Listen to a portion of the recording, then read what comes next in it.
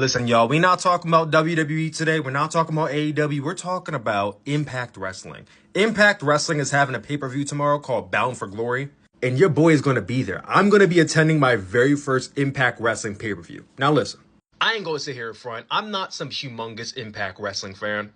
But way back in the day, in like 2007 to 2010, when we had TNA Impact Wrestling cross the line, oh, bro, you couldn't tell me nothing. I was locked in on that show. And I ain't know nothing about nothing, right? I didn't even know that all these other wrestling companies existed back in 2007. I was just 10 years old. I was just bored at home one summer and I stumbled across this wrestling show watching Spike TV. And I was like, oh, when did WWE create a new show? So I started watching. I saw Kurt Angle, Samoa Joe, and Sting, and all these other guys. And I'm like, okay, this is what's up. I like this. And I ended up watching the show on and off for a couple years. Kind of fell out of it after a while, but we circling back 10 years later. I was literally just chilling one day. I went on Instagram and I saw they announced Will Ospreay versus Speedball Mike Bailey. Like two of the best wrestlers in the entire world going up against each other. I said, well, there's no way I can't go to the show now. I reached out to Impact Wrestling. I said, yo, put me on, bro. And they were like, all right, bro, we got you. So shout out to Impact Wrestling for hooking your boy up. We got about 7 matches on this card. Let's talk about it. One of the first matches announced on here is the Call Your Shot Gauntlet match. I'm not really sure what a Call Your Shot Gauntlet match entails because, again, I don't watch Impact Wrestling, like, really at all. I'll be the first to admit it. And it's not even an old match stipulation that I can remember. But it sounds intriguing. I haven't seen a Gauntlet match in a long time, so I'm down. My pick to win that match, Jonathan Gresham. No particular reason other than he's, like, a phenomenal wrestler. And he was Impact World Champion for a bit, so, like, you know, I don't doubt it. He can do it. Also, we have Tracy Brooks, Mike Tenay, and Don West going into the Impact Wrestling Hall of Fame. I can't really say too much about Tracy Brooks, but what I can say is that when I was watching TNA cross the line like 10, 12 years ago, I do remember her name surfacing up a lot. So I'm going to consider her an OG TNA knockout and say that she deserves it. So kudos to her. Can't wait to be there for it. Also, Mike Tenay and Don West, and they 100% deserve and earned the right to go into the Hall of Fame. This, without question, was the Attitude Era JR and Jerry Lawler of Impact Wrestling commentary. Not in delivery, but just the iconic duo that they had. Every single time I tuned into TNA Cross the Line back in the day, we would open up with Mike Tenay and Don West here. The commentary was great and pristine, and I still can recall matches and hearing their voices. It's upsetting whenever people talk about commentary teams, I don't hear these names enough because they were the team. And unfortunately, I do recall Don West passing away last year, so we won't see him actually be able to accept it himself. But knowing that they are going it together makes this all the more heartwarming, so I can't wait to see this happen. Hopping into the match card now, we have a fatal 4-way Monsters Ball match between PCO, Rhino, Steve Maclin, and Moose. I'm the least bit familiar with Steve Maclin. I have seen him wrestle in person, but I know all 4 of these guys. If you're unfamiliar with a Monsters Ball match, just think of it as like an Extreme Rules match in WWE, but the weapons are more so laid out. And it tends to feature, you know, monsters, big, heavy guys. The first Monsters Ball match that comes to my mind when I think about that match is Abyss versus, I want to say, either Mick Foley or someone along those lines, and it involved Daphne. I think she went through, like, either a bed of nails or she went through, like, barbed wire, but it was Daphne and Abyss, and it was awesome. This match is going to be awesome as well, especially you got PCO. PCO's a madman. I don't know how he's doing what he's doing at his age, but he still is. All 4 men are talented. This can go either way. If I had to give like just a random put out there, I'm going to say Moose. Moose is Impact's guy. He's always been in the realm of being a world champion or X Division champion, so I got Moose. I feel like that's the easiest pick. I ain't going to lie. The Knockouts World Tag Team Championship is on the line between MK Ultra, which is the team of Killer Kelly and Masha Slamovich, versus Tasha Steelz and Deonna Purrazzo. If you're unfamiliar with Impact Wrestling, I will say this right now. Impact's Knockout division from start to finish, from like back in the 2000s to now, should go down as one of the greatest and most profound women's division of all time. There was a slump period with the women's division. I missed it, but from any time I watched Impact Wrestling, they always treated the women's division with respect. And their titles always felt like they meant something. And the roster was putting on bangers. So if there's one thing I will never sleep on, is the Knockouts division. I'm excited for this match, especially considering the talent involved. Masha Slamovich, I hear great things about her. Killer Kelly is great. Tasha Steelz is really good. And Deonna Purrazzo is also great. I'm going to go with MK Ultra. Number one, I love the name MK Ultra. It reminds me of Mortal Kombat. And also, it's Masha Slamovich and Killer Kelly. I mean, that's a dope-ass tag team. So I got them retaining. The Impact World Tag Team Championships are on the line as the reigning defending champions Zachary Wentz and Trey Miguel take on the team of ABC, Ace Austin, and Chris Bay. This should be a lot of spotty fun. I cannot wait for this match as well.